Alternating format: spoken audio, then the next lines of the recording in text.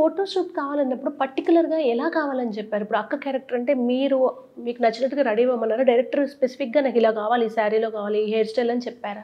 అంటే first he said నాకు cotton saris నాకంటే అక్కడ కాటన్ నేను ఎక్కువ వెయ్యను. ఎందుకంటే బికాజ్ అక్కడ ఐరన్ చేసుకోవాలి. ఆ స్టార్చ్ అవన్నీ అయర్నింగ్‌కి ఎక్కువ ఉండరు కాబట్టి సో నేను వెయ్యను. అలా ఉన్నవి ఎవరో ఇచ్చినవి అలాంటివి ఉంటాయి కదా! అలా 2, 3 ఉన్నాయి.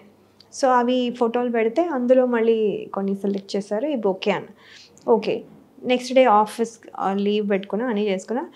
మీరు ఏమైనా అనుకుంటున్నారా అంటే, మీరు రెడీ అవ్వండి ఫస్ట్ దాన్ని మళ్ళీ పంపించండి. అప్పుడు దాని కరెక్షన్స్ చెప్తాను. సో నేను జడేసుకున్నాను ఫస్ట్.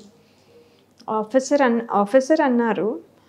గవర్నమెంట్ ఆఫీసర్ అని అన్నారు కానీ అంటే ముడి ఇవన్నీ వేస్తూ ఉన్నారు కదా! నేను జడ కంఫర్టబుల్ యాక్చువల్లీ దానికి జడ అంటే లాంగ్ ఉంటుంది నాకు. ముడి అంటే ఇంత పెద్ద కొప్పులా అయిపోతుంది. సో అందుకని ఐ థాట్ వదిలేయలేము. జుట్టు వదిలేసేసి క్లిప్ పెట్టుకుంటే ఇంత పెద్ద జుట్టు బాగుండదు. సో అందుకని సరే అయితే జడేద్దామని జడేసా. జడేసి జడ కాకుండా ఇంకేమైనా ట్రై చేస్తారా అలా అనమాట. సో బ్యాక్ అండ్ పోతుంది. బొట్టు కొంచెం పెద్దది అయిపోయింది. ఒక చిన్నది లేదు చిన్నది బాలేదు అది పెట్టండి. రెడ్ వద్దు మరూన్ పెట్టండి ఇలా.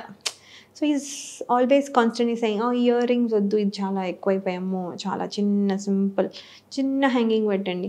చిన్న ఇది పెట్టండి అలా అనమాట. Everything he was telling from there. So ఇక్కడ తీయడం అక్కడ పంపించడం ఆయన కరెక్షన్స్ చెప్పడం అలా హోల్ నైట్ అంటే మేము హోల్ డే చేసాం.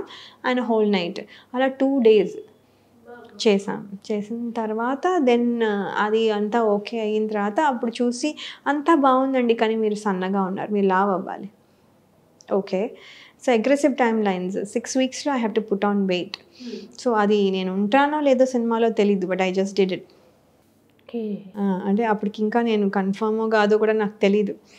సో చేసామంటే చేసేసాను అంతే. శ్రీ కూడా మా హస్బెండ్ అన్నారు, నువ్వు ఉన్నావో లేదో కనుక్కుని నాకు చేయొచ్చు కదా! లేదు I think I should show that I'm interested right. So okay weight గెయినే కదా పోతుందిలే అని